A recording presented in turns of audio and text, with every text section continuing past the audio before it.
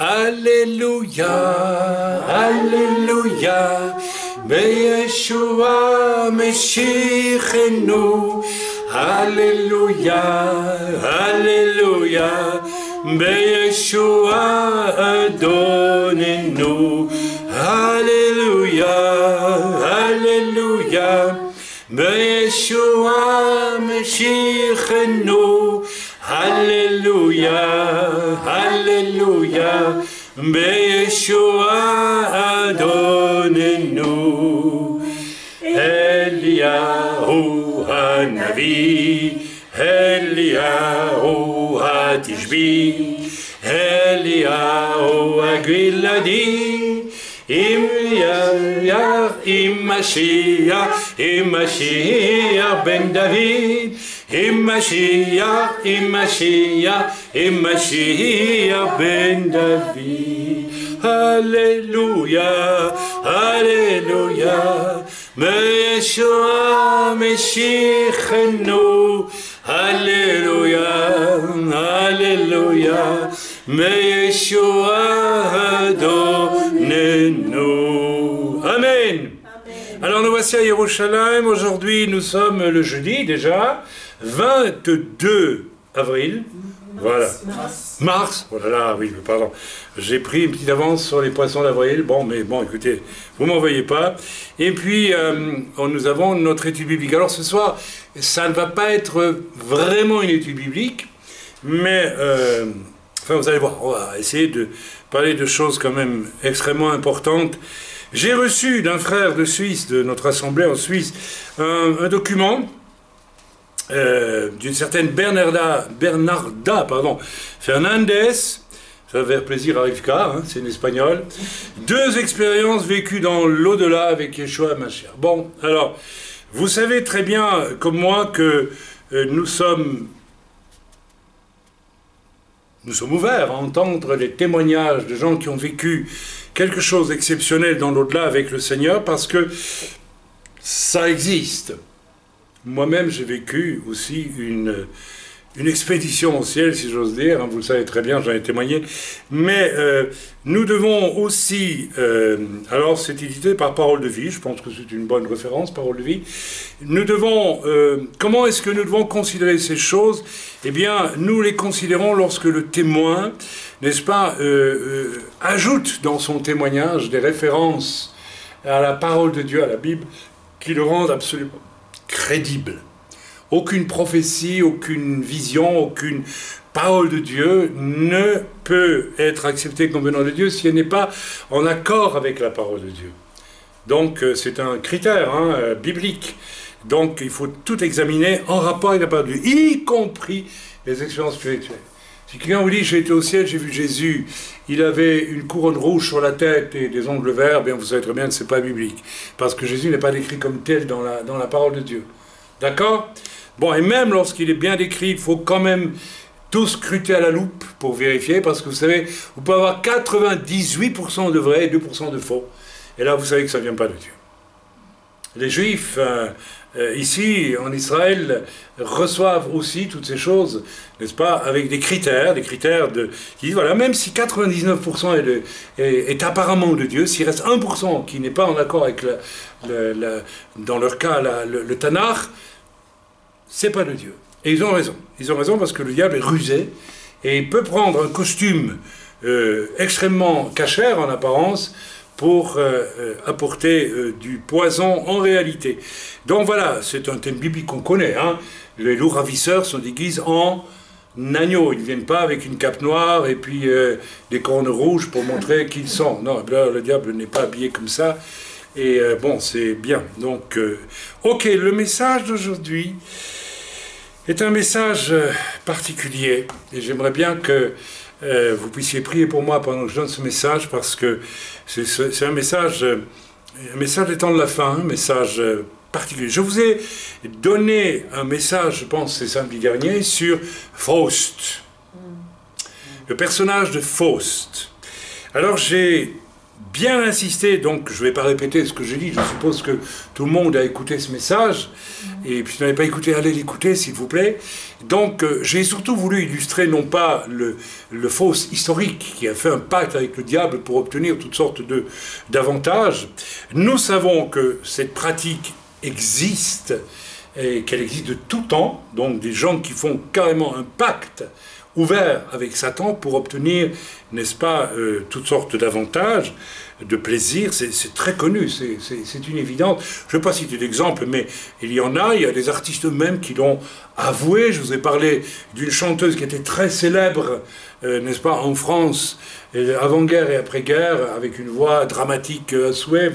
Tout le monde sait de qui je parle, et nous avons connu un proche parent de cette chanteuse décédée qui nous a dit elle était sataniste et elle faisait avec, n'est-ce pas, un acteur français bien connu, elle faisait des séances dédiées à Satan pour obtenir, n'est-ce pas, voilà, ce qu'elle a obtenu, le succès. Alors, j'ai voulu raffiner un petit peu la pensée. Parce que tout le monde ne va pas signer un pacte, peut-être avec son sang même, hein, ça se fait. Hein. En Afrique, ils connaissent ça très bien. En Europe, ça existe aussi, il ne faut pas croire, aux États-Unis, partout dans le monde. Mais j'ai voulu raffiner un peu le sujet en disant que, en réalité, en donnant mon témoignage, ou lorsque je suis venu au Seigneur, l'Esprit de Dieu m'a informé directement, il m'a dit « Tu as effectué le dernier pas de ton pacte faustien juste avant de te convertir. Si je n'étais pas intervenu là, le Seigneur connaissait mon cœur, et le Seigneur voulait me sauver, savait que je le cherchais aussi depuis toujours, et que je m'étais égaré dans mon pacte faustien tout en le cherchant. C'est peut-être curieux à dire, mais c'est comme ça. On peut chercher Dieu et être sur le chemin du diable. C'est terrible ce que je vous dis. Si on cherche Dieu par la religion, on va droit dans les mains du diable. Si on cherche Dieu avec son propre cœur, du fond de son cœur, sans savoir même où le trouver, et s'il se révèle à vous, alors là, c'est quelque chose d'extraordinaire. Ah oui, ça va très très loin. On peut vivre dans du religieux pendant toute sa vie et aller droit en enfer à la fin. Parce que celui qui n'est pas visité par Dieu, je dis bien, une conversion, c'est quelque chose qui est issu d'un cœur qui cherche Dieu, sincèrement. Qui amène un cri du cœur, quelque chose qui fait qu'à un moment donné, Dieu dit « Ok, puisque tu cries à moi de tout ton cœur, je te sauve. Je te sauve. » Dieu n'agit jamais en dehors de notre désir foncier. Ok, je reviens sur Faust, parce qu'il y a, j'en ai parlé la dernière fois, en réalité, tous les humains sont sur cette route qui les conduit jour après jour, semaine après pas, à faire un pacte avec Satan. Vous allez dire, mais c'est pas possible. Si, c'est possible. Je vais te donner un exemple, mon ami. Si, par exemple, tu es témoin de quelque chose qui s'est passé, qui est vrai, tu connais la vérité, et on accuse quelqu'un d'autre d'avoir fait la chose qu'il ne l'a pas faite, et tu décides, peut-être parce que tu ne veux pas te mouiller, ou parce que tu as peur de te taire, tu commets ce qu'on appelle un mensonge par omission. Tu commets une faute. C'est une faute. Une faute, ça s'appelle un péché. C'est ça, le péché, c'est une faute. Eh bien, ce jour-là, tu as fait un pas sur ton pacte faustien. Parce qu'à qui profite la faute? Au diable. Au maître de ce monde pour tant de raisons. Vous savez que la terre a été livrée à Satan. Hein. Il en est le... Alors, bon, on ne va pas rentrer dans le détail de tout cela. Donc, ce pacte faustien, nous sommes tous, en réalité, en train de le vivre. Même ceux, et je m'arrête là-dessus parce que c'est très important, parce que nous en aurons peut-être le témoignage dans les prochaines semaines, prochains jours, je ne sais pas.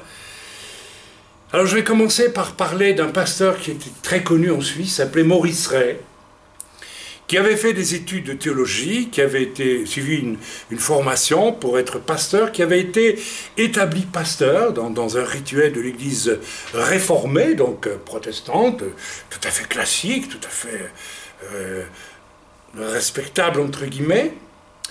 Et cet homme a prêché, je crois, pendant plusieurs années, je crois que c'est bien 10 ans, et un jour il s'est rendu compte, il me manque quelque chose. Je prêche ce qu'on m'a appris de prêcher, je crois dans la Bible, je crois en Dieu, mais il me manque quelque chose.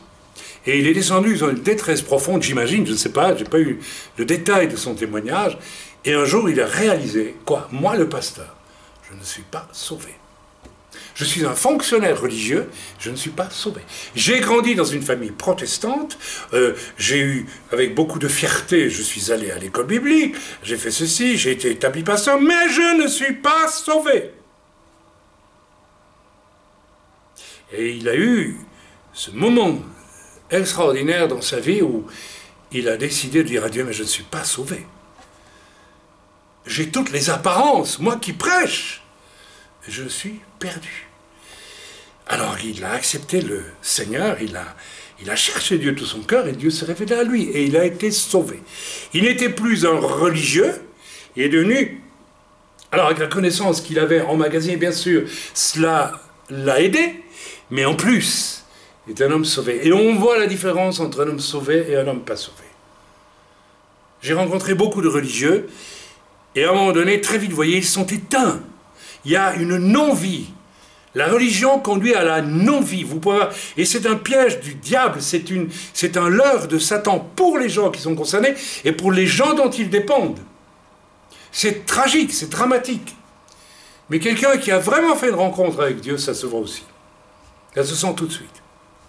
Et nous avons eu cette semaine l'exemple d'un frère qui a grandi dans un milieu religieux, qui a entendu parler de Jésus, qui a entendu parler de toute la parole de Dieu pendant des années, dans son milieu, qui s'est rendu compte un jour qu'il s'ennuyait dans ce milieu et qu'il y avait des choses aberrantes qui s'y passaient, parce que le religieux ne permet pas la vraie sainteté. Ça va être une sainteté de tradition, mais pas une vraie sainteté qui sort et qui s'impose. Parce que les gens ont reçu Dieu dans leur cœur. Et quand je dis bien recevoir Dieu dans son cœur, c'est pas juste une bondieuserie saint-sulpicienne, hein. C'est une réalité. C'est une réalité. Quand j'ai accepté le Seigneur, ce qui m'a visité, c'était nucléaire. Je suis devenu un autre homme, du jour au lendemain. Et c'est le cas pour toute personne née de nouveau. Eh bien, ce frère, cette semaine, qui avec tout son bon vouloir, avec toute sa bonne volonté, etc., a essayé pendant toute sa vie, finalement, de plaire à Dieu, était par moments profondément déroutant. Et dans un moment de conversation très intense, très forte, vous savez, l'Écriture nous dit de même essayer d'arracher ceux qui sont perdus pour les amener au salut. Et les plus difficiles à arracher, je veux dire, c'est ceux qui ont vécu dans la religion, ou qui croient, même parfois par une conversion superficielle. Ça y est, j'ai levé la main, je suis sûr. Mes amis, non, je voudrais vous supplier aujourd'hui, à vous tous, qui avez fréquenté des réunions un peu superficielles, qui avez cru comme ça être sauvés parce que vous avez adhéré intellectuellement, ou bien peut-être même sentimentalement, ou peut-être, je ne sais pas, à cause de l'atmosphère, ou peut-être vous êtes sauvés à 20%, mais pas à 100%.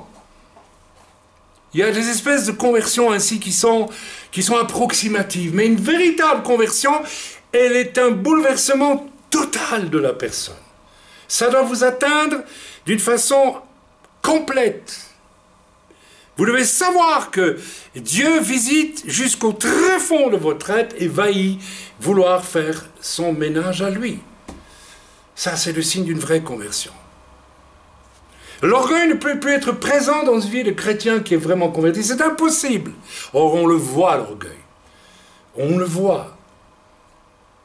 Un chrétien orgueilleux, je suis en mesure de me poser... Alors, je ne dis pas que Dieu ne va pas aussi nous perfectionner dans l'humilité, certes. Mais quand même. Un chrétien orgueilleux, c'est vraiment orgueilleux. On peut se poser la question, est-ce qu'il y a là une véritable conversion?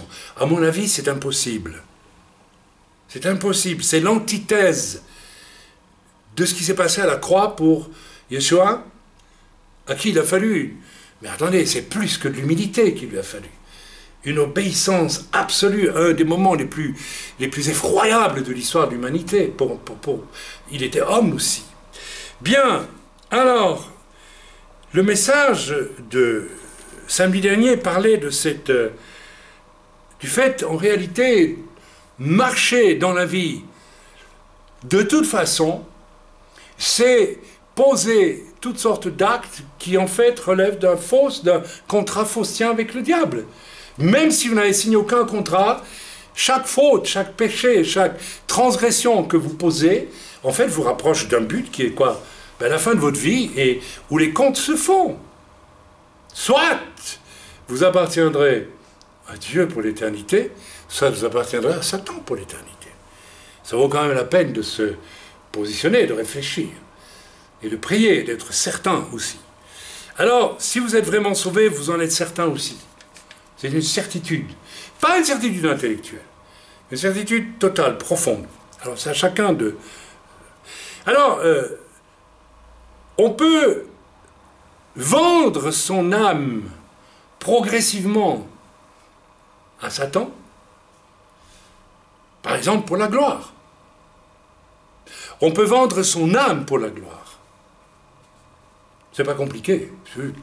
N'importe quel individu qui veut une promotion dans l'existence, que ce soit un homme politique, que ce soit un industriel, un ouvrier, un employé, etc. Vous savez, j'ai travaillé il y a des années dans un centre culturel, et il y avait là un collègue, nous étions deux, et ce collègue était alcoolique.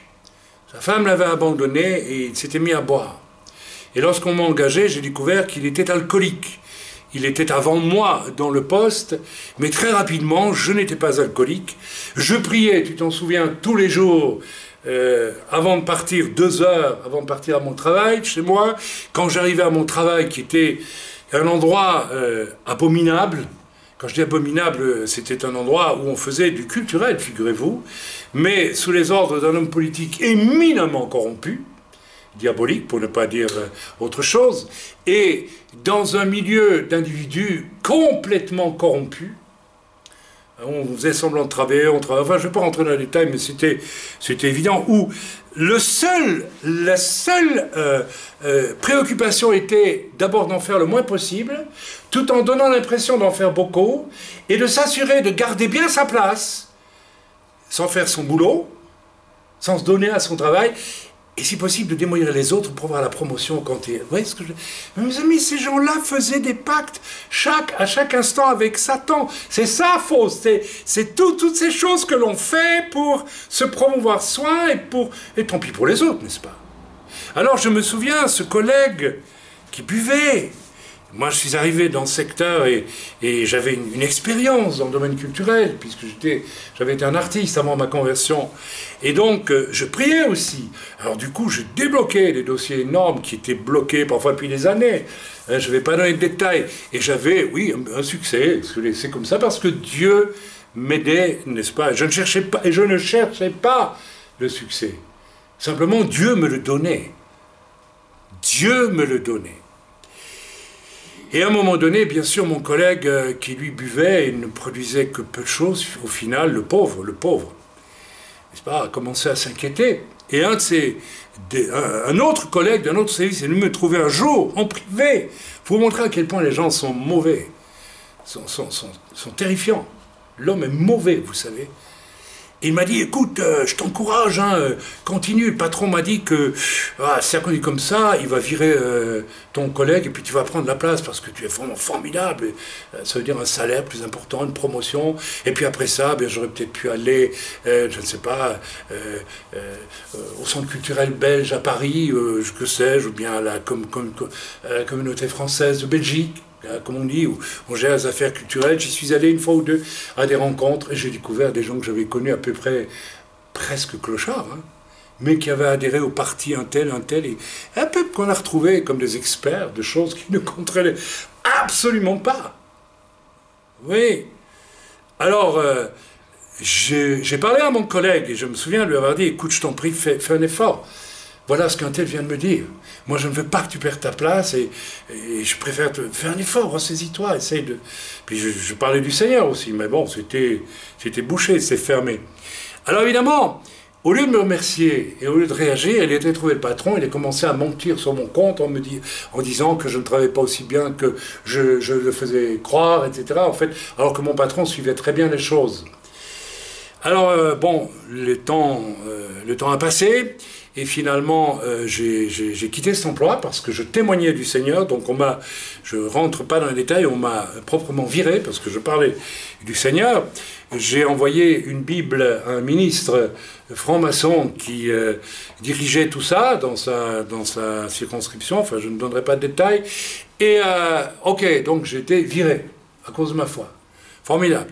Et j'ai appris, peut-être quelques mois après, tout à fait par hasard, alors que je prêchais dans le sud de la France, j'étais invité dans une église protestante à prêcher à je ne sais plus où, plus où, et nous arrivons à 8 h du matin sur la place du village, il n'y avait personne.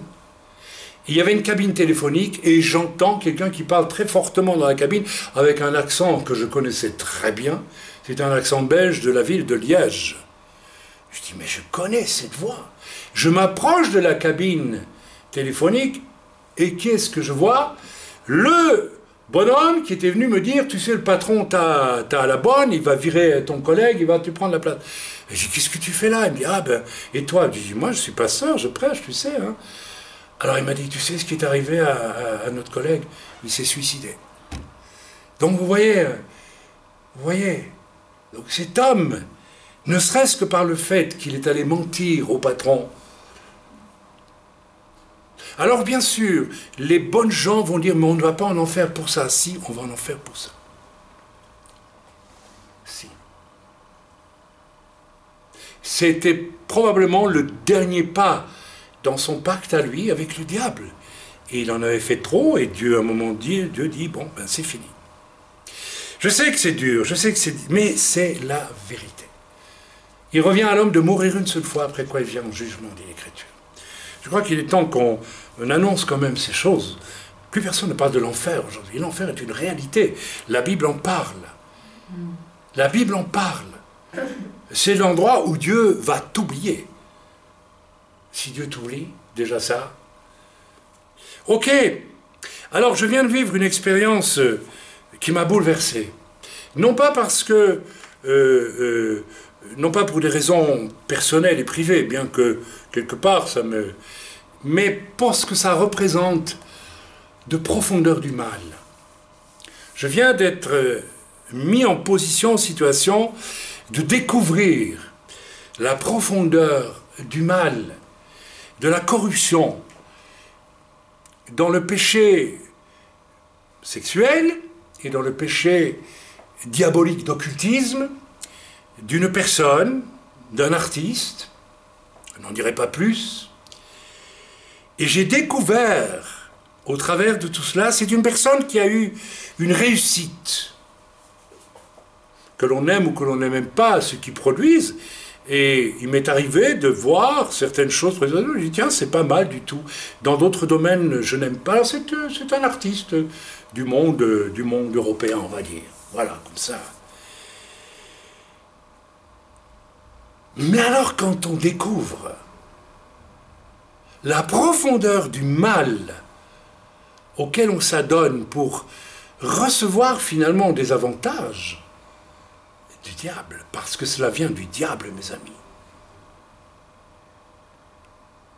on est absolument effrayé. Mon épouse me disait aussi, et nous avons connu en Belgique, dans un milieu que je ne nommerai pas, mais d'école, on va dire, d'école d'art, des gens peu doués.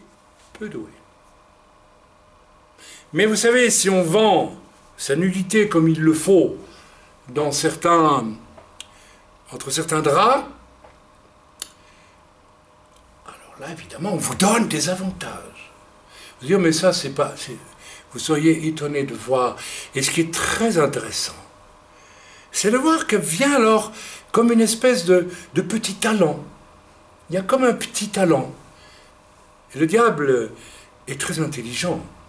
Parce que si la personne se rend compte qu'elle n'a aucun talent, or elle n'en avait aucun, nous songeons à deux personnes que nous avons bien connues, qui sont devenues des quasi-vedettes dans la région, avec zéro talent, je vous garantis. savez ce que c'est que l'art nul? Nous sommes à la base des artistes, nous savons ce qui porte quelque chose. Par exemple, Rodin, je ne supporte pas Rodin, parce que ce que Rodin porte dans sa sculpture est éminemment sensuel et violent. Ah, mais évidemment, ça a une force. C'est un artiste. Ben oui, un artiste parle avec son âme, n'est-ce pas? Alors l'âme, ça dépend de ce qu'il y a dedans. Hein. Mais quelquefois, quand le pseudo-artiste n'a rien à dire et qu'il veut s'exprimer quand même, il fait un truc vide. Et ces personnes, elles fabriquaient du vide, mais du vide de chez vide. C'était même moche et laid, tout ce que vous voulez. Et j'ai vu, après être passé là où on passe quand on veut obtenir certains avantages, parce que quand on a les avantages de ceux qui vous passent des commandes, même si vous faites de l'art nul, vous comprenez ce que je veux dire? Payez grassement, vous devenez une vedette. Et les gens, le kidam qui passe dans la rue, voit un truc d'art nul, il dit, bon, ça me dit rien, mais ça doit être bien puisqu'on l'a fait. Vous voyez ce que je veux dire? Ah oui, ça doit être bien, c'est un tel, c'est bien. Et je suis d'accord avec certains qui disent, ouais, moi quand je vois certaines œuvres artistiques, je me pose des questions, je dis, moi je l'aurais bien fait aussi. Vous voyez le mensonge. Et nous disions, en pensant à cette personne dont je viens de découvrir, commencer à découvrir l'infinie perversion, l'infinie bassesse d'âme, qui lui a ouvert la porte du succès. Alors mes amis, c'est absolument effrayant, mais j'ai compris deux choses à travers ce que je viens de découvrir. C'est que, d'abord, et ce n'est pas un hasard, alors que nous vivons des temps très particuliers, j'ai vu l'enfer venir vers moi, littéralement, l'enfer. Quelque chose d'abominable. Je ne veux pas rentrer dans les détails, mais c'est comme si l'enfer venait, n'est-ce pas, m'exploser en plein visage. Et ça a eu un avantage, c'est que je me suis dit, mais quelle chance nous avons d'avoir échappé à ce monde-là.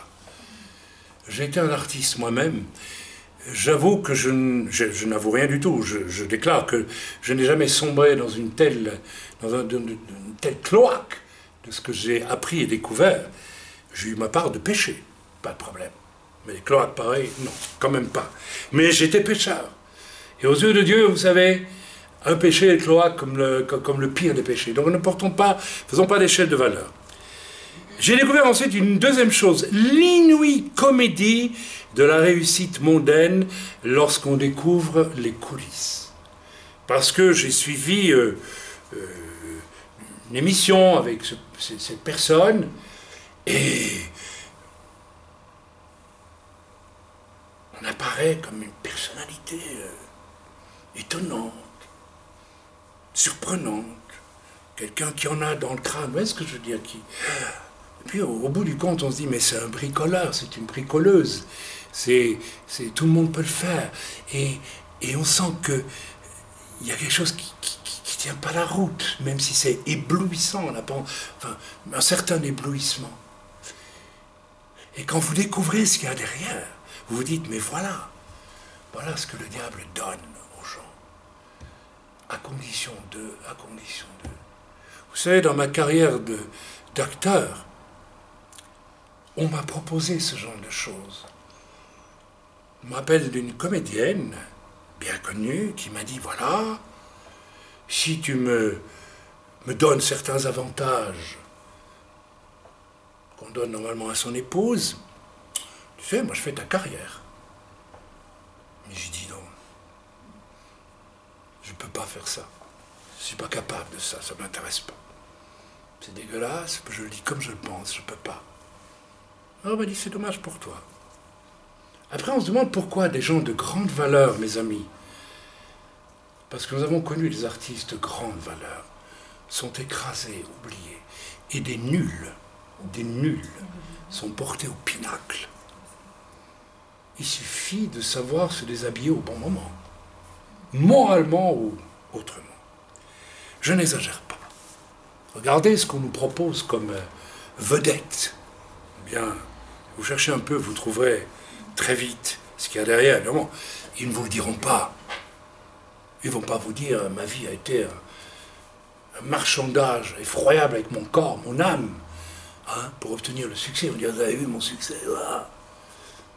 On a eu récemment le décès d'un personnage que je plains pour ma part. Un grand rockman français qui est l'idole de la France. Mais moi j'ai connu des gens qui ont travaillé avec lui, je vous entends dire que... Je n'en dirai pas plus. Je ne vais pas vous démontrer... Alors, voilà, car la Bible a bien raison de dire « Tous sont pécheurs et sont privés de la gloire de Dieu ».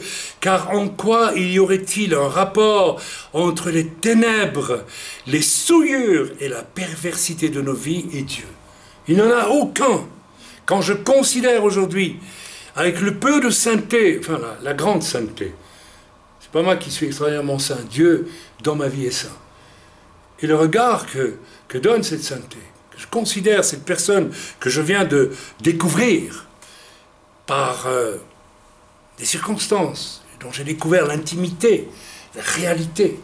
Je me dis, mais c'est impossible qu'il y ait un rapport entre cette personne et Dieu un jour. Ce sont des mondes absolument incompatibles.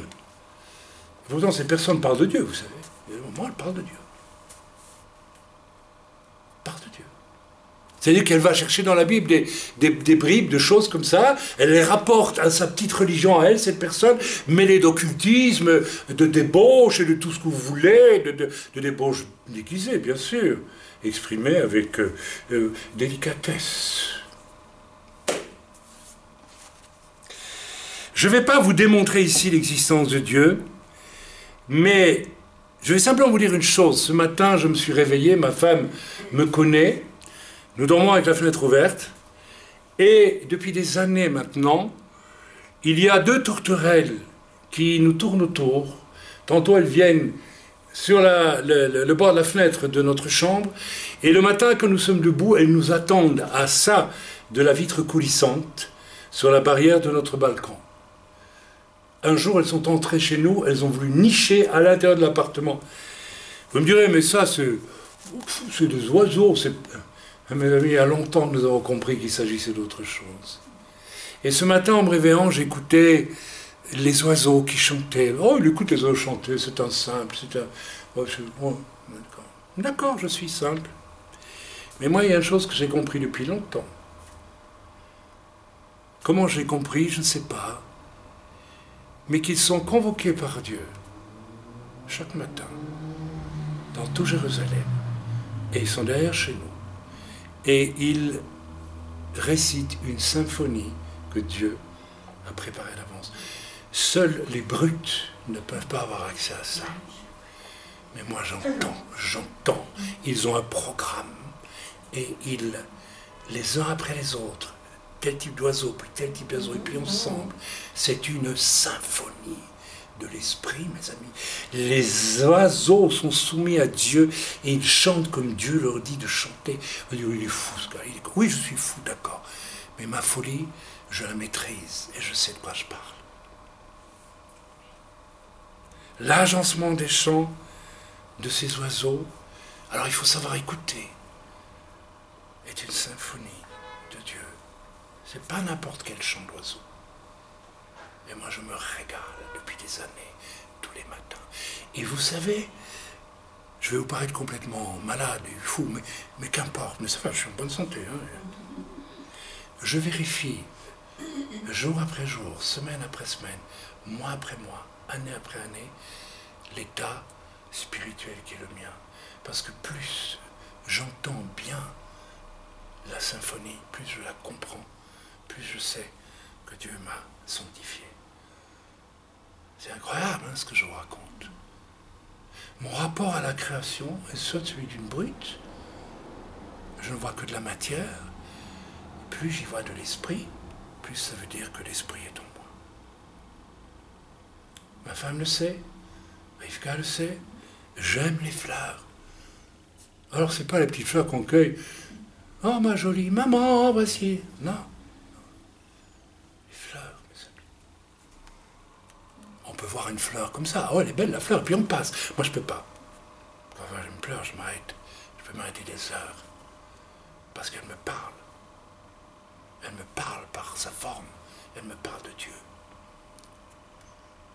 L'autre jour, j'étais avec Rivka. Et je dis, Rivka, s'il te plaît, arrêtons-nous.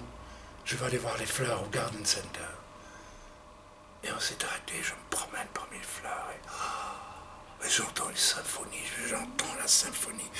Il y a quelque chose. Tout ça parle, tout ça chante, tout ça. Et c'est pas émotionnel, mes amis. C'est spirituel. J'ai accès à quelque chose. Et quand certains vous disent qu'ils ont rêvé, qu'ils étaient au ciel et qu'il y avait des fleurs partout. Ma femme a vécu cela. La première fois, ma femme a témoigné de ça. Je dis, bon, tu as vu des fleurs? Mais quand on sait que chaque fleur, avec sa forme, sa couleur, sa taille, sa présence par rapport à l'autre fleur, c'est un orchestre immense qui raconte la gloire de Dieu. Les brutes ne peuvent pas voir cela. Et j'aimerais que nous comprenions ce que je suis en train de vous dire. Je ne redis que ça aujourd'hui. Oui. Alors, cette symphonie glorieuse des oiseaux que j'écoute, moi, tous les matins, et ce matin, il y en avait un nouveau, très étrange, qui est arrivé depuis hier. Un oiseau qu'on ne connaît pas en Israël. Et ce matin, il avait son petit cri qui se mêlait aux autres. C'était comme si Dieu avait ajouté une note. Vous allez dire, il délire, Raïm, il délire. Non, non, je ne délire pas. Je sais, mon Dieu, que tu es en train de nous parler. C'est extraordinaire. C'est François d'Assise qui parlait avec les oiseaux.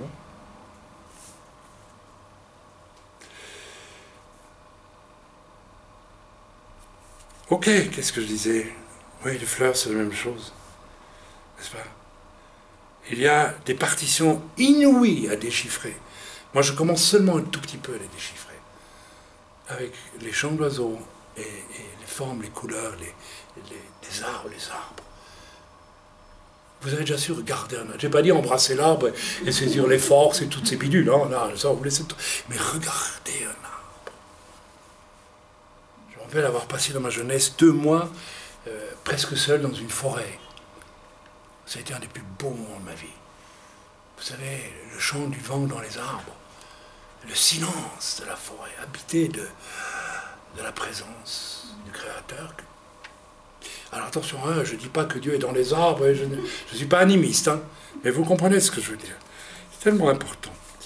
Voilà. Vous savez, pour un poète, c'est ce que l'on cherche dans l'écriture. Et parfois, on s'approche de ça. Vous savez, j'ai compris ce que j'ai fait en écrivant de la poésie pendant autant d'années. Alors, je n'ai pas écrit des poèmes. Des poèmes. Vous voyez ce que je veux dire? Non, ça ne m'intéresse pas. J'ai cherché à toucher l'indicible dans la beauté. Et on peut s'en approcher, mais jamais comme la beauté des fleurs ou la beauté des chants d'oiseaux. Et en parlant des oiseaux, je termine là-dessus, c'était la petite parenthèse philosophico-poétique, n'est-ce pas? J'ai pensé ce matin à cet extraordinaire vers d'Arthur Rimbaud, le poète Arthur Rimbaud, qui disait « Millions d'oiseaux d'or, ô future vigueur, est-ce là que tu t'exiles et tu dors ?» Je répète, « Millions d'oiseaux d'or, ô future vigueur, est-ce là que tu t'exiles ?» Je connais par cœur, voilà, et tu dors. Donc Rimbaud avait perçu qu'il y avait un monde des chants d'oiseaux où se cachait quelque chose. Millions d'oiseaux d'or, est-ce là que tu t'exiles? Ô future vigueur, dit-il. Vous voyez, cette hantise du paradis perdu et du désir de le retrouver. Alors un poète peut s'approcher de ça. Ne vous moquez pas des poètes, pas des vrais poètes. Trop facile. Ok? Bien. Alors, je ne fais que commencer, hein. Vous êtes prêts? Ça va? Oui. C'est vrai? Amen. Cette sordide expérience dont je vous ai parlé un peu plus haut s'est accompagnée d'une, comme par hasard, il n'y a pas de hasard, d'une lecture que j'ai faite de ce qu'un frère de Suisse m'a envoyé, ce fameux message, 2 expériences vécues dans l'au-delà avec Jésus-Christ. Alors je vous ai introduit le fait que le naturel dans lequel nous vivons est rempli de surnaturel et est à base surnaturelle.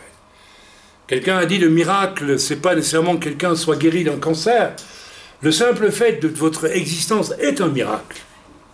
Le simple fait d'une goutte d'eau qui tombe, c'est un miracle. L'eau est un miracle, tout est miracle, la vie est miracle.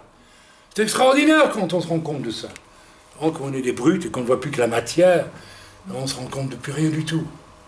On n'arrive pas à aller au-delà de ce que l'on voit ou le perçoit. Rares sont les personnes qui ont cette intelligence, ce cœur, de dire mais je veux voir au-delà de ce que je vois, qu'est-ce qui se passe? Qui est là? Y a-t-il quelque chose? Y a-t-il quelqu'un?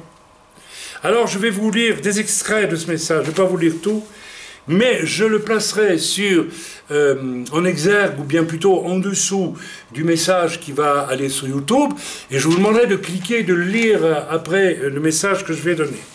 Bien, ok. Je sais que plusieurs diront, c'est ce que je vais dire, donc 2 expériences vécues dans l'au-delà avec Jésus-Christ ou Yeshua HaMashiach. Certains diront, oh mais c'est de la fabulation, c'est pas vrai, etc. Et je dirais que oui, nous devons être toujours sur nos gardes. Et je l'ai dit au début de ce message, n'est-ce pas, nous devons simplement vérifier que ce qu'on nous rapporte comme expérience est en accord avec la parole de Dieu. Or ici, je n'ai rien trouvé qui ne puisse être en désaccord avec la parole de Dieu.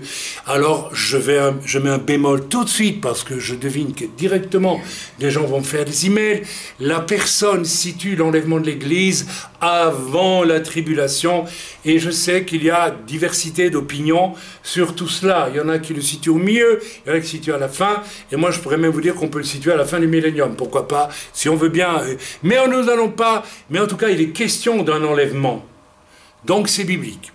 Et je n'ai pas envie de rentrer dans la discussion avec ceux qui sont pour au début, au milieu, ou ceux après. Ce n'est pas ça mon intérêt.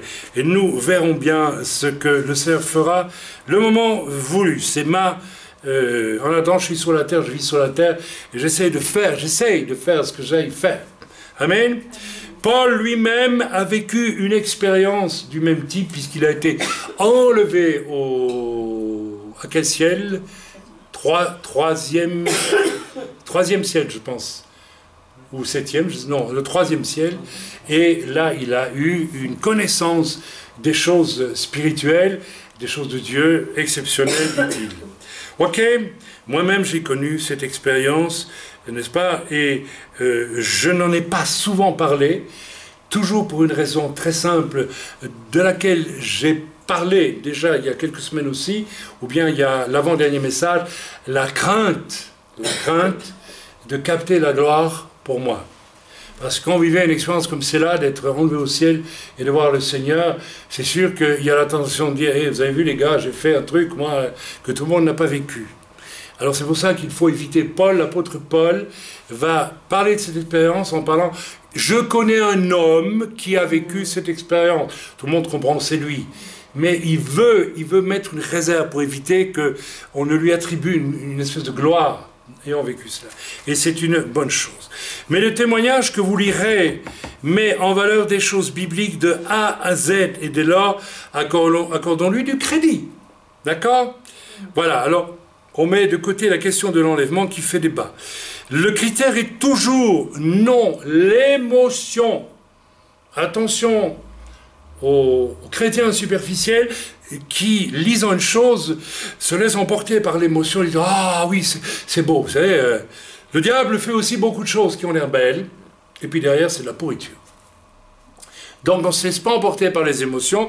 Le critère doit toujours être « Est-ce que c'est en accord foncièrement et essentiellement entièrement avec l'Écriture ?» Et nous aussi qui sommes croyants et habitués à lire la Bible, nous avons la facilité de le vérifier très vite. Si en plus, puisque nous sommes nés de nouveau, nous avons l'Esprit de Dieu qui va immédiatement nous montrer quelque part, à dire là, il y a quelque chose qui ne va pas, là, il y a quelque chose qui va. Et c'est une chose qui apparaît dès que quelqu'un est vraiment né de nouveau, il va discerner s'il a du mensonge ou c'est de la vérité. Parce qu'il y a l'Esprit de Dieu avec lui et en lui. Je crois aussi que des témoignages comme celui-ci, que vous allez lire entièrement, s'il vous plaît, puisque vous aurez le lien, vous n'aurez qu'à cliquer dessus à la fin de ce message, si vous voulez, ou demain, qu'importe. Je crois aussi que des témoignages comme celui-ci, n'est-ce pas, sont absolument nécessaires, plus que du temps de Paul peut-être, parce que nous sommes dans les temps ultimes. Absolument ultimes. Et au fur et à mesure que nous avançons, n'est-ce pas, nous entrons de plus en plus dans un temps que la Bible appelle l'Apocalypse.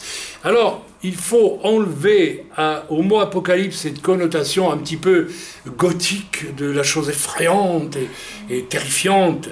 Elle est terrifiante, mais elle est extrêmement rassurante par certains aspects. Le mot Apocalypse ne veut pas dire Nosferatu, le diable avec tout... Non, dans l'esprit des gens, c'est ça, Apocalypse.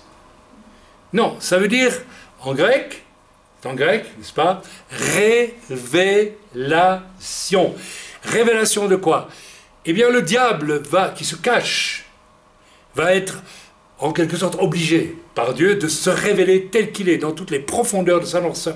Ne soyez pas étonnés de voir le mal augmenter partout, et il va encore augmenter, et nous n'avons pas encore fini de voir le pire. Nous avons reçu la visite aujourd'hui d'une femme juive chez nous, religieuse, qui nous a dit, mais c'est affolant, on voit vraiment qu'elle nous a parlé de tremblement de terre, elle nous a dit, j'étais à Rome il y a quelque temps, il y a eu plus de 100 tornades en l'espace de... Cet hiver, 100 tornades. Dans la région de Rome. Dans la région de Rome. Il y a de la neige à Rome, alors qu'actuellement, paraît-il, ou ces jours-ci, alors qu'à Rome, voilà. Et puis elle nous parle des tremblements de terre qui augmentent. C'est effrayant, elle dit ce qui se passe, tout. Ça va vraiment mal sur la terre. Donc c'est une femme qui simplement observe et qui vous dit ça va mal sur la terre. Et ça va aller de plus en plus mal. Il faut le voir. Il ne faut pas dire, bon, après tout, pour moi, après moi, les mouches. D'accord, mais seulement le problème, c'est que tu es concerné aussi au premier chef. Toi aussi, tu es un de ces milliards d'individus qui marchent sur la terre, à petits pas, mon cher ami, mais tu te rapproches de l'échéance ultime. Tu fais ton pacte faustien, chaque jour, qui s'approche. Alors, tu as peut-être de bons principes. J'en avais d'excellents quand j'étais un jeune homme. J'avais un sens de l'honneur. Il y avait des choses que je n'aurais jamais faites. Mais quand vous savez, un an avant ma conversion, j'ai eu l'intime conviction que j'allais en enfer. Qui me l'a dit? Je ne sais pas, mais je l'ai su. C'était un avertissement. Et je crois que c'est un effet de la grâce de Dieu. Dieu a voulu vraiment me prévenir. Mais arrête, cherche-moi de tout ton cœur. Et finalement, je l'ai fait. En fait, je le cherchais depuis longtemps. Et Dieu est venu, et j'ai saisi. Alors je te dis aujourd'hui, mon ami, toi qui m'écoutes, mon frère, ma soeur, toi qui te dis chrétien, mais qui es un chrétien comme ça, comme ci, comme ça, s'il te plaît, tombe à genoux et demande à Dieu de te sauver. Il faut le faire maintenant. Ta vie peut être reprise à n'importe quel moment.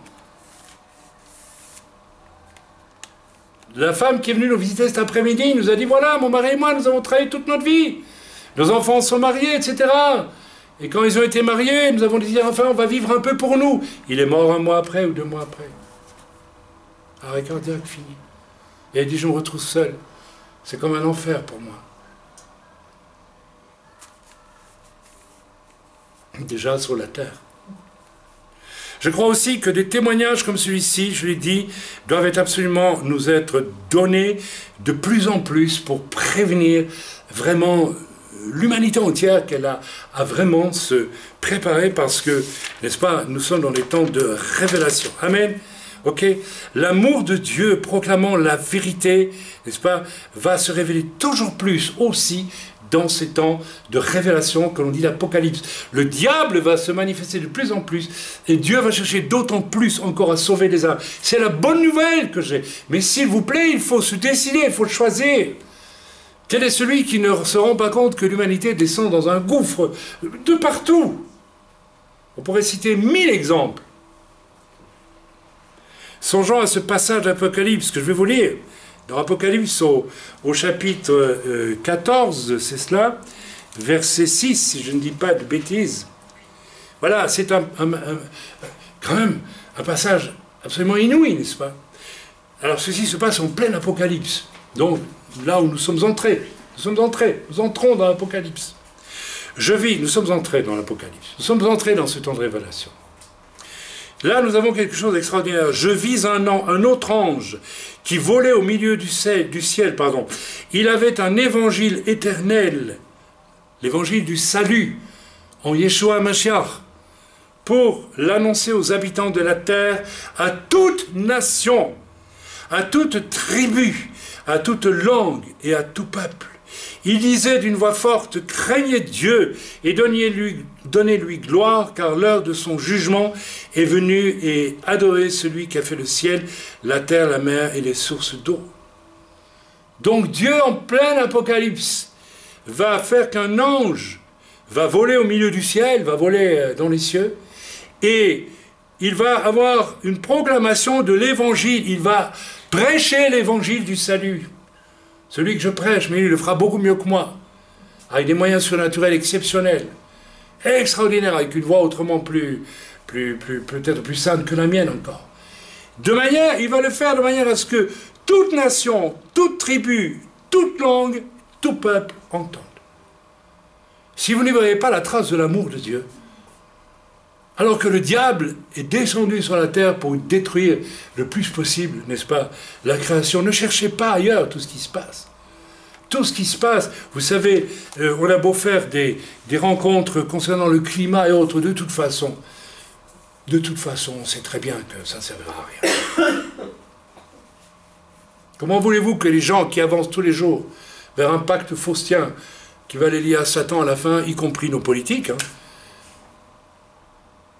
et qui sont compromis dans toutes sortes de choses, qui se préoccupent bien plus des prochaines élections parce que il faut absolument le pouvoir, et qui font tout ce qu'il faut pour ça, les coups bas, à gauche, à droite, ils s'occupent de ça la plupart. Mais oui, mes amis, trouvez-moi un homme politique intègre qui ne s'occupe pas de grimper en descendant les autres. Celui-là n'arrive jamais au pouvoir. Jamais.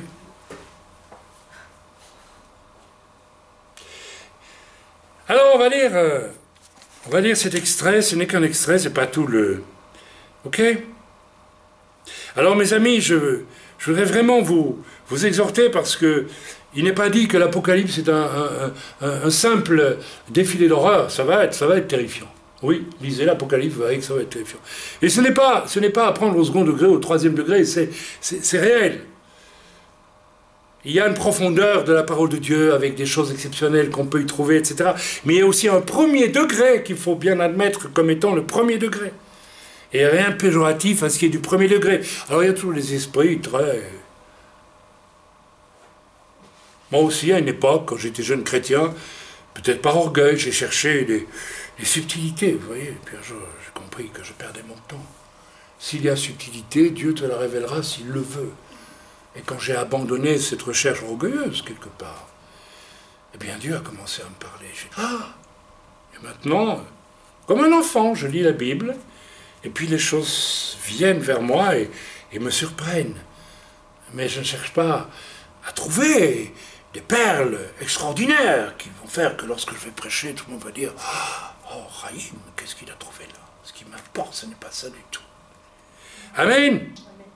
Alors mes amis, laissez Dieu briser votre orgueil. C'est toujours l'orgueil qui vous empêche d'accepter la vérité. Qui vous empêche d'accepter que vous avez, dès le premier jour de votre vie, vous avez été mis sur un chemin qui vous conduit à un pacte faustien avec le diable. Vous avez compris dans quel sens je dis cela aujourd'hui. La seule chose qui vous empêche de l'accepter, parce qu'au fond de vous-même, vous le sentez que c'est vrai, mais vous ne voulez pas l'accepter.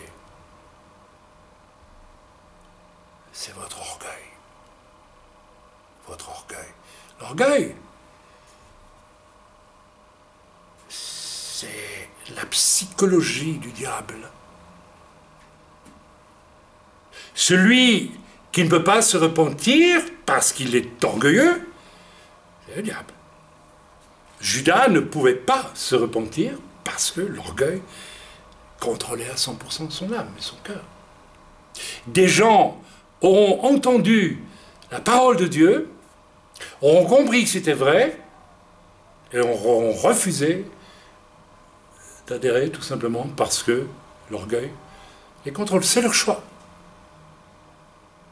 La Bible est claire, et l'expérience que j'ai de la chose, parce que j'ai vu des gens mourir, j'ai fait les enterrements. Il y a le ciel et il y a l'enfer. Seul l'orgueil, ton orgueil t'enverra dans ce lieu abominable.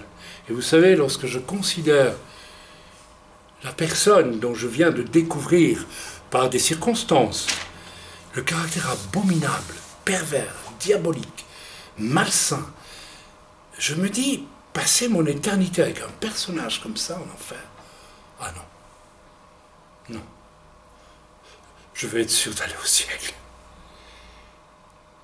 Passer mon éternité avec Adolf Hitler, avec Néron, dont on ne sait pas tout.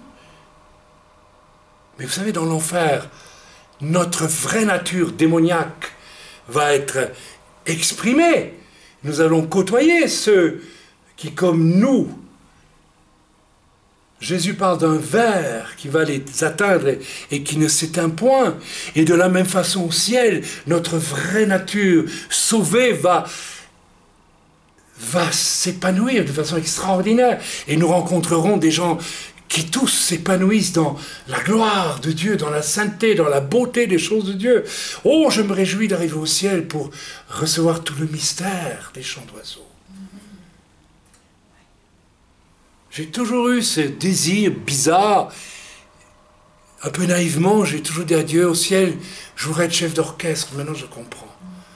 Chef d'orchestre de tous les oiseaux. Oh Seigneur, donne-moi ça. Si tu savais mon bonheur quand je me réveille le matin à côté de ma compagne, que j'entends cette symphonie, que je comprends de plus en plus, dans laquelle je rentre de plus en plus. C'est de la poésie pure, mais ce n'est pas une poésie faite de main d'homme, c'est une poésie qui vient de Dieu, mes amis. C'est autre chose que la poésie. C'est admirable. Alors à toi de choisir. Alors on va lire rapidement, et puis je vais commenter, puis je vais terminer. N'est-ce pas, des extraits que le Seigneur m'a commandé de vous lire, de ce fameux message que vous lirez, s'il vous plaît, en entier, n'est-ce pas, un peu plus tard.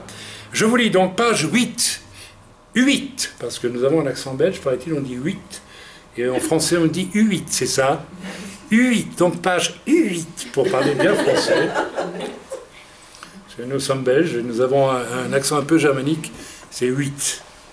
Chez nous c'est 8. Toi tu dis comment? U8.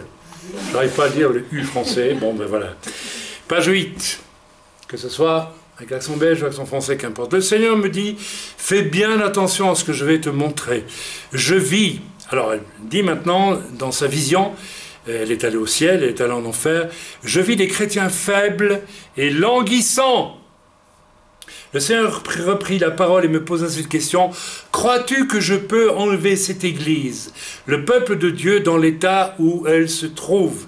Il me dit encore, les chrétiens que je vais enlever seront glorieux, triomphants, sans tache ni ride. Il y a au milieu de mon peuple, écoutez bien, des mensonges et très peu d'amour. Mon peuple est divisé. Alors, attention, par quoi mon peuple est-il divisé? Par le manque d'amour et par le mensonge. J'aimerais ici vraiment m'arrêter là-dessus, parce que nous avons été témoins, ma femme et moi, pendant toutes ces années, et il faut le dire, hélas, parce que c'est vrai, qu'il y a dans l'Église elle-même des menteurs. Des gens qui colportent sur autrui toutes sortes de choses, n'est-ce pas, pour leur faire du tort. Vous allez dire, c'est pas possible. Si, c'est possible. Il y a des gens qui guettent les possibles faiblesses d'autrui pour pouvoir avertir tout le monde. Pour pouvoir prendre la place. Pour pouvoir s'élever aux yeux des autres. C'est-à-dire, pas dans l'Église. Si, dans l'Église. Ah, dans l'Église catholique, dans l'Église évangélique aussi. Ou bien, on sait que telle chose dite sur une personne n'est pas vraie, mais après tout, puisque ça lui colle à la peau, et que ça l'écarte de pas mal de monde, bah, on laisse comme ça. Comme ça, moi je prends la place. Oui. Ah, je pourrais vous en citer des exemples. Le mensonge divise l'Église aujourd'hui d'une façon terrifiante. Le mensonge ou simplement l'absence d'amour de la vérité. On peut mentir par omission, on peut mentir de toutes sortes de façons. On peut mentir d'une façon, je vais oser le mot, crapuleuse. Et se dire chrétien. C'est pas possible. Si, ça se fait. Alors, bien entendu, encore une fois, pour ma part, j'ai des doutes sur le véritable christianisme de ces gens. J'ai des doutes sur leur véritable conversion. Un chrétien qui ment ou qui invente. Nous avons repris ici même. Nous avons interpellé un pasteur de manière biblique à 3 reprises. La personne a, tu es témoin, a continué à mentir. Ah, d'une manière habile, en ne répondant pas aux questions, mais en disant « Oh, j'ai fait autre... » Et finalement, elle s'est tellement mise dedans qu'elle a démontré que ce qu'elle avait fait encore pire que ce qu'on croyait. Jusqu'à ce jour, cette personne fait son job de pasteur. C'est un menteur. Et le corps est divisé. Et cette personne répand des bruits sur un tel, pas que sur moi, sur... Pourquoi? Vous savez pourquoi? Parce qu'elle veut le pouvoir. Elle veut être la personne de référence.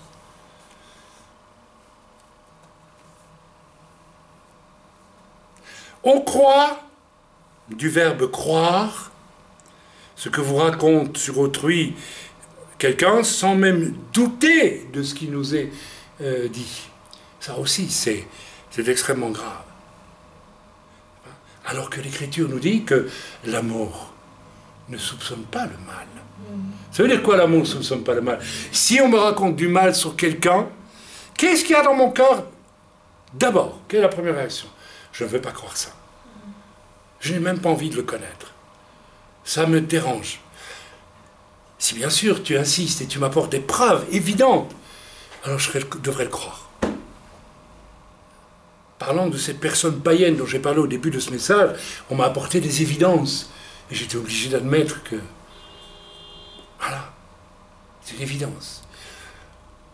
Mais qu'est-ce que la Bible dit aussi? Si tu vois ton frère, ton proche, qui pêche, va et reprends-le entre toi et lui. Et si tu écoutes, tu as sauvé ton frère, tu l'as ramené. Si tu n'écoutes pas, prends 2 témoins, et s'il ne t'écoute toujours pas, dis-le à l'Église et que l'Église l'interpelle. Et s'il ne reconnaît pas sa faute, considère-le comme un païen, dit l'Écriture. C'est quoi un païen?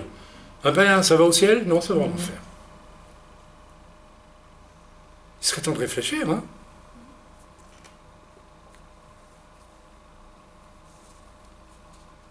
Deuxième chose qui ne se fait pas généralement, c'est prier. Seigneur, on me dit telle chose sur telle personne, est-ce que c'est vrai? Le Seigneur va toujours vous répondre. Non, ce n'est pas vrai. Et si tu dis c'est vrai, ça veut dire toi, tu vas les trouver. Et tu vas informer la personne qu'on dit ça d'elle. Et tu demanderas à la personne, dis-moi si c'est vrai. Parce qu'alors on va prier tous les deux, on va régler le problème. C'est entre nous, tu vas demander pardon. Parce que cet homme que nous avons interpellé ici il y a plusieurs mois, tu t'en souviens, aurait dû comprendre, c'est que s'il avait demandé pardon, c'était fini à tout jamais, on n'en parlait plus. Mais il a préféré s'entêter dans le mensonge, nous obligeant à le dénoncer devant l'Église elle-même. Alors vous savez, ce manque d'amour et ces mensonges, je vous laisse imaginer les dégâts que ça fait. L'Église de Jésus-Christ aujourd'hui est divisée partout. À cause du mensonge. À cause de ministères, je vais y venir dans quelques instants, qui cherchent quoi? La gloire. C'est une bataille de coude à coude. Bien plus qu'on l'imagine. Est-ce que c'est digne du monde dans lequel le Seigneur nous a établis en tant que croyants? Ça. Je continue la lecture. Je t'ai montré la condition de mon peuple dans ces derniers jours, qui lui reste à vivre. C'est le Seigneur qui parle. Maintenant, je vais te montrer comment ont marché les premiers chrétiens. Pour moi, c'est comme si j'étais au milieu d'eux, dit la personne. Ses frères et ses sœurs étaient remplis de la gloire de Dieu. Ils jeûnaient et priaient constamment. Ils prêchaient la parole de Dieu sans aucune crainte. Le Seigneur me dit, parce qu'ils croient que j'ai changé, donc il parle maintenant des chrétiens d'aujourd'hui, ils croient aussi que mon esprit a changé. La plus grande erreur de mon peuple aujourd'hui, c'est de s'être créé une vie routinière, programmée par l'homme. Si tu es dans cet état, si tu vis un petit ronron chrétien bien tranquille, méfie-toi, tu n'es pas digne du Dieu dont tu prétends être le bénéficiaire dans le salut. Le véritable salut, et nous voulons tous, prenons garde à ça, avoir un fléchissement dans notre consécration. Nous pouvons tous devenir fatigués ou bien trop occupés par toutes sortes de choses et nous ne donnons pas la priorité suffisamment au Seigneur. Nous devons alors ramener la manette dans l'autre sens avec un énorme esprit de décision. Nous devons remettre les priorités là où elles doivent être placées. Nous devons prier plus et louer plus et jeûner plus que faire toute autre chose. Et puis, nous faisons d'autres choses. Autrement, tu vas t'installer dans un christianisme routinier, moutonnier. Tu viendras de temps en temps à une réunion, tu seras interpellé par la parole de Dieu, tu vas peut-être même pleurnicher, demander pardon, mais en réalité, tu ne changes pas fondamentalement parce qu'il n'y a pas cette ardeur. Et ça se voit, une ardeur à servir le Seigneur. Et ça porte du fruit. Aujourd'hui, j'ai reçu un mail pour vous encourager d'une sœur qui m'a écrit, depuis que vous avez fait cet énorme listing de prières pour les familles, donc tout le monde prie pour tout le monde, et ça fait du monde, hein, je sais pas, on prie peut-être pour, je sais pas moi, 250 personnes, là, dans les familles, je sais pas combien il y a. Elle m'a dit, ma grand-mère, non, ma tante, qui a 90 ans, ou quelque chose comme ça, 94 ans, pardon, 94 pour les Belges et les Suisses, 94 ans, qui est une sœur d'un pasteur qui est décédé, qui n'a jamais voulu entendre parler de Dieu. J'imagine que sa nièce qui nous écrit, lui avait envoyé un colis il y a 2 ans, c'est ce qu'elle nous écrit, dans lequel il y avait une Bible et sans doute un livre, je ne sais pas lequel, et elle n'avait jamais ouvert le colis, parce qu'elle se doutait bien qu'il y avait une Bible dedans. Et là, suite à une prière que tout le monde fait dans l'œuvre pour toutes les familles, eh bien, elle a décidé d'ouvrir le paquet, elle a commencé à lire la Bible, et elle a téléphoné à sa nièce en disant « Je suis dans des tourments, parce que je sais que je suis perdu. Il faut que se passe quelque chose dans ma vie. » Et c'est dû à quoi ça? C'est dû aux prières. À vos prières, mes amis. Prières de ceux qui en Europe ont prié pour elle. Elle était sur la liste, rappelez-vous. Vous connaissez le nom, je ne vais pas le dire en public ici, mais vous connaissez. La prière, mes amis, c'est une réalité, c'est une force. C'est la seule arme dont nous disposons vraiment pour ébranler les choses. Mais nous avons oublié ce que c'est que la prière. Allez, soyons honnêtes. Nous prions avec quelle ardeur tous les jours, si nous prions. Je me rappellerai toujours d'une pastorale où j'ai entendu un leader, comme on dit, je hais ce mot leader. Il a dit, vous savez quelle est la moyenne de temps de prière des pasteurs en France? C'était 4 minutes. Moyenne journalière, ou 2 minutes. Quoi? 2 minutes? Moi, je suis comme Smith Wigglesworth. Je ne prie jamais plus de 5 minutes, d'un quart d'heure, mais je prie tous les quarts d'heure, je prie. Vous voyez ce que je veux dire, cette espèce d'état d'esprit, même quand je suis sur mon balcon en train de regarder mes fleurs, je prie, je prie, je prie. Je ne me force pas, je prie parce que je sais que c'est important. Alors le Seigneur dit à mes serviteurs, les pasteurs, que le temps est venu de mettre fin à ces programmes de routine mis en œuvre par eux-mêmes. Nous allons commencer à travailler là-dessus ici. Nous n'allons pas nous contenter de faire nos réunions, de prêcher, etc., de rentrer à la maison. On va s'assurer que vraiment l'Esprit de Dieu est à l'œuvre parmi nous aussi. Vous allez voir agir avec puissance au milieu de vous le Saint-Esprit, celui-là même qui agissait autrefois dans l'Église primitive. Il va faire des miracles, des prodiges, des merveilles sans nombre, ressuscitant des morts. Nous, on a connu ça tout au long, avec des moments où on s'est découragé aussi. Parce qu'on a eu des épreuves, des difficultés. Mais là, on vit un temps où moi j'ai envie de me ressusciter. Mais alors, mes amis, on va ressusciter les choses d'une façon formidable.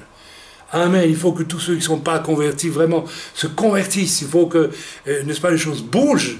Et c'est parce que nous allons prier. Et nous sentons que ça bouge autour de nous. On ne donnera pas de détails. Église, il est temps pour toi de changer. Il est indispensable que vous reveniez aux anciens sentiers. Ils sont tout simples.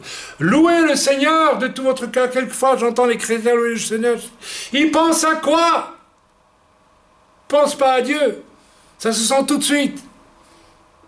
Béni soit le Seigneur. Oh, j'ai mangé les chips, c'était pas mal à midi. Là. C'est horrible, mes amis. Comment vous pouvez faire ça? Quand tu embrasses ta femme, tu l'embrasses en pensant à ta collection de timbres. Elle va pas aimer, hein. Elle saura tout de suite que c'est... Mais ça, et a fortiori avec Dieu. Quand nous prions comment? Nous prions une prière, voilà, parce que c'est le sujet de prière, on prie. Mais on prie comment? Avec quoi? Avec l'énergie du désespoir pour décrocher quelque chose? Avec l'Esprit de Dieu qui nous guide. On reconnaît tout de suite une prière qui est animée par l'Esprit de Dieu.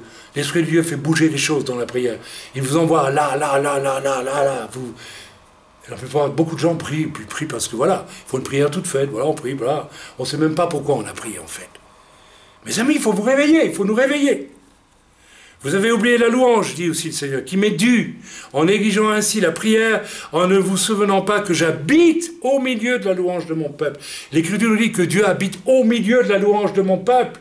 Encore faut-il que le peuple loue vraiment Dieu, et pas d'une façon distraite. Il vaut mieux que Dieu ne soit pas là si vous louez le Seigneur de façon distraite. Vous imaginez ce qui pourrait vous arriver? Vous arriverez des sacrées bricoles. Et c'est pour ça que Dieu n'est pas présent dans beaucoup d'endroits où on loue le Seigneur, soi-disant, avec du rock, et des stroboscopes, et du machin, et du truc. Dieu n'y est pas. On ne fait pas la louange à Dieu dans ces églises-là. On fait la louange au rock'n'roll, à tout ce que vous voulez, vous faites de la batterie. Ah, c'est moi qui ai la batterie, c'est moi qui ai le micro. Toutes ces sottises qui n'ont rien à voir avec Dieu.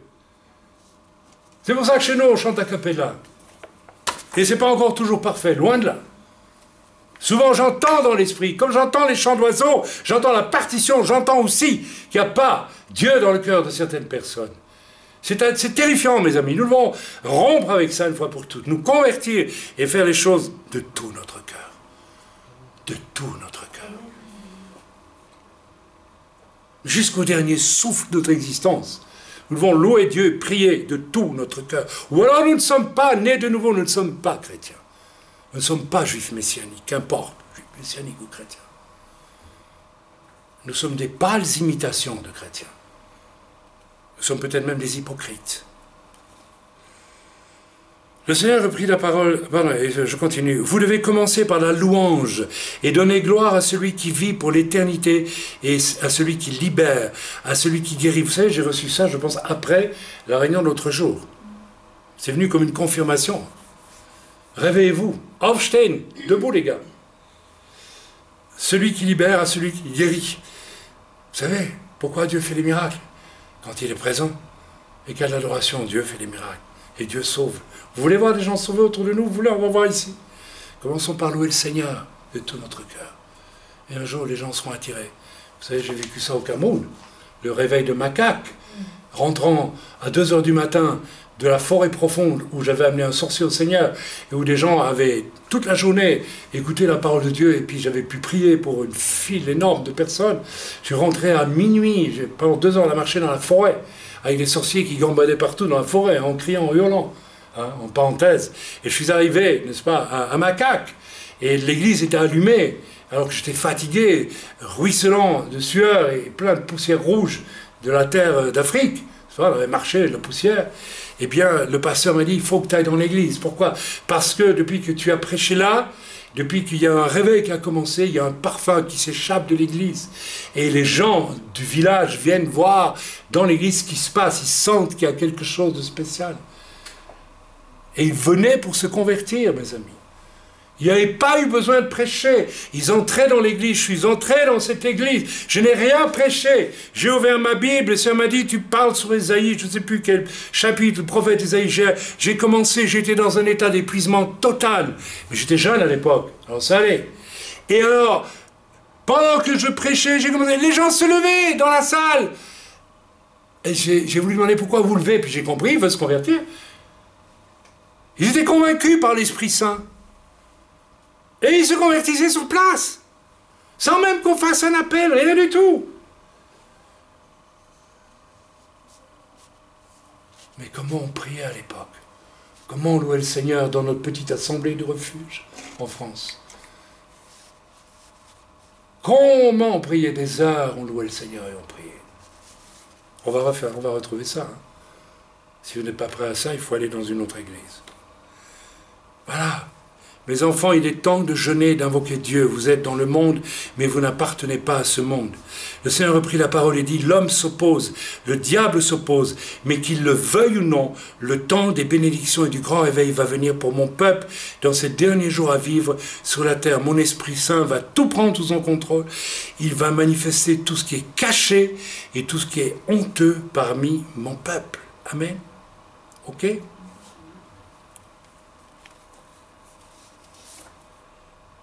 Voilà, je vais peut-être pas m'arrêter là, mais presque. Je vais continuer un peu la lecture. Il parle ensuite de... n'est-ce pas, le Seigneur parle dans la suite du message avec la personne qui est enlevée au ciel, n'est-ce pas, de l'état des choses, et puis de ce qui va venir sur la terre avec les coupes qui vont être versées, les jugements de Dieu. Et puis, voilà, il dit ici, voilà... Après avoir vu que le peuple de Dieu était enlevé au ciel et que les gens cherchaient ceux qui avaient disparu parce qu'ils étaient enlevés, je vis l'homme de péché, c'est-à-dire l'Antichrist, faire son apparition en s'adressant au peuple en ces termes, je vous apporte la paix et la sécurité. Nous savons tous, nous qui avons étudié la parole de Dieu, qu'il vient un faux Messie, qu'on appelle l'Antichrist. Et il ne va pas amener le trouble, il va amener la paix, une paix toute humaine. La sécurité avec une religion mondiale unifiée, etc., etc., etc. Je ne sais pas pourquoi le Seigneur me dit de m'arrêter là, mais je vais m'arrêter là, je vais lui obéir.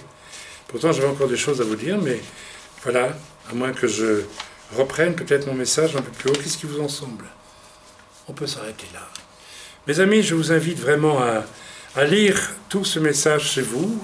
Vous avez donc le lien en dessous du message qui va être publié, et je vous invite donc à l'imprimer ou à le lire tout simplement, du début à la fin, et de vous laisser interpeller par le Seigneur. Mes amis, l'heure est grave.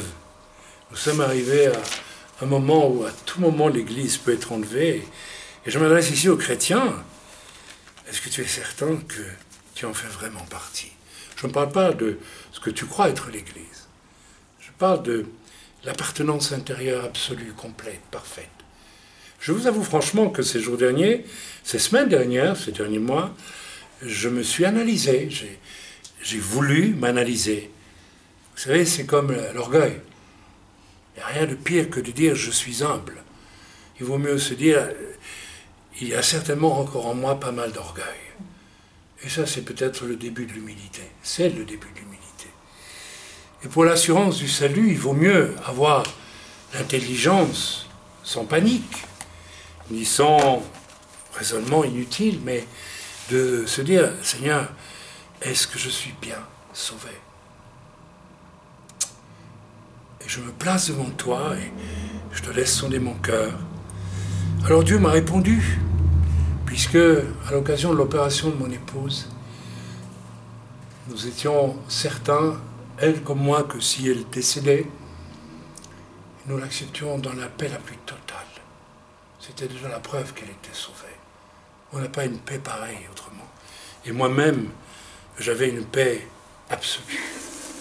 Absolue. Ce qui veut dire que je pouvais envisager la possibilité qu'elle décédât et que je vive paisiblement sur la terre ensuite.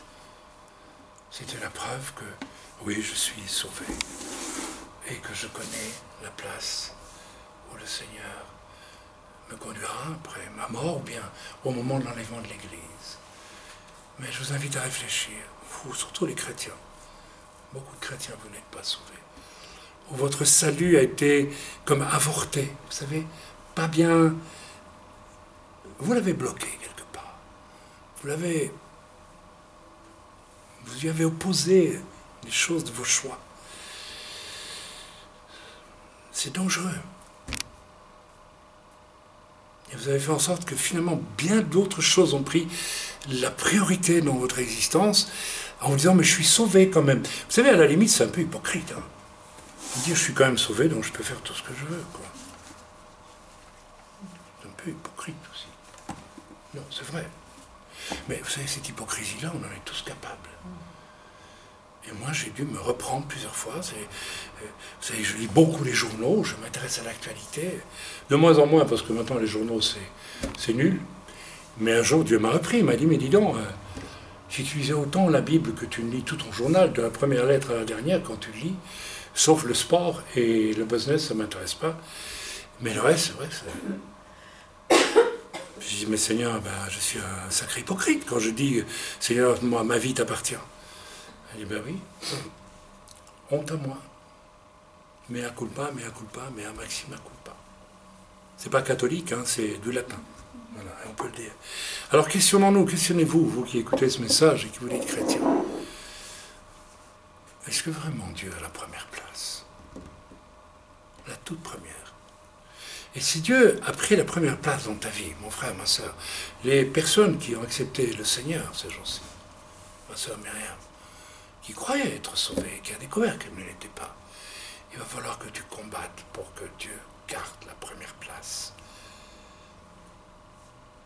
N'abandonne jamais ça, parce que c'est ce qui va t'ouvrir la porte du ciel. Ça, c'est certain. Mais tu verras que si tu mets Dieu en premier, tu auras des joies aussi. Moi, je ne fais plus de théâtre, je ne fais plus des tas de choses. Mais j'ai découvert la symphonie des oiseaux. C'est beau. Dieu te donnera des choses extraordinaires à vivre, même dans ta vie naturelle. Tu mets Dieu en premier, tu feras un mariage superbe, je t'assure. Pas un mariage avec du décorum, non. Tu trouveras celui que Dieu a choisi pour toi. Mais si tu mets Dieu en second et que tu veux chercher le conjoint idéal, tu sais, tu vas recevoir de la saloperie. Une garantie. C'est vrai pour tout. Si tu dis que tu es chrétien et tu mets la recherche de ton travail ou tes études en premier, tu vas peut-être te mettre sur le chemin de compromis pour réussir tes examens. Vous voulez que je vous dise, les étudiantes qui doivent passer dans l'intimité de leur professeur pour avoir un diplôme, ce n'est pas rare du tout. Et inversement. Par contre, si tu mets Dieu en premier, vous connaissez tous le témoignage du médecin qui était dans une église du côté, dans le nord de la France. J'ai entendu ça il y a des années. Il étudiait médecine. Je vais terminer avec ce témoignage-là. Et alors, il allait passer ses examens. Et il avait pris un peu de retard dans ses branches à étudier. Et donc, il n'allait plus à l'église. Et puis, il a compris qu'il était en train de faire une bêtise. Il avait mis Dieu de côté pour bosser, pour réussir ses examens. Et il a fait marche arrière. Il a dit non, tant pis. J'y vais aux examens comme ça. Même si je ne veux pas revoir tout. Et il y avait 2 ou 3 branches qu'il n'avait pas pu revoir. Et il avait surtout revu une branche. Donc il est retourné à l'église, il a mis le Seigneur en premier, alors que l'ennemi lui disait, mais tu vas rater tes examens, médecine c'est quand même quelque chose, 7 ans d'études. En Belgique, en France, c'est pas. 7 ans. Tu vas rater tes dernières années. Et il avait bien bossé, tout en retournant à l'église, une branche, sur plusieurs, enfin, un sujet. Et les autres pas. Donc il est arrivé à l'examen, il a dit, bon, on va voir maintenant si Dieu va m'aider. Vous savez, et vous avez compris, sur quelle branche il a été questionné, sur quelle partie du corps il a été questionné. Celle qu'il avait admirablement bossée. On ne lui a pas posé une seule question sur le reste. Il a eu son diplôme avec une mention d'excellence et tout. Ça ne veut pas dire qu'il n'avait pas quand même lu son cours et ni écouté le prof, etc. Ça ne veut pas dire que Dieu triche, non. Mais il avait mis Dieu en premier, Dieu a béni. Et nous avons vu ça tout au long de notre vie. Alors je t'invite à réfléchir à tout ça et à ne plus te contenter d'un christianisme fade, Mais peut-être même si tu as vécu une conversion un peu avortée, à t'en repentir. Et à ne pas laisser ton orgueil prendre le dessus. Et t'empêcher même de l'exprimer ouvertement. Vous savez, un des signes que quelqu'un a vraiment né de nouveau, je vais vous le dire aussi, il demande de l'aide régulièrement, ou il demande du conseil, ou il demande de la prière. Il y a des gens qui ne demandent jamais de l'aide. Ils ne sont pas nés de nouveau. Pas possible. Parce que si vous n'avez pas besoin de pasteur, pourquoi y a-t-il des pasteurs? Ça ne sert à rien du tout. Mais moi je bénis, non pas que j'en sois fier, mais quand un jeune chrétien vient me trouver et me dit, frère, j'aimerais un entretien, parce que je dis, ah bon, ça c'est bon signe. C'est signe que la personne sent qu'elle doit progresser. Elle a besoin on est là pour ça.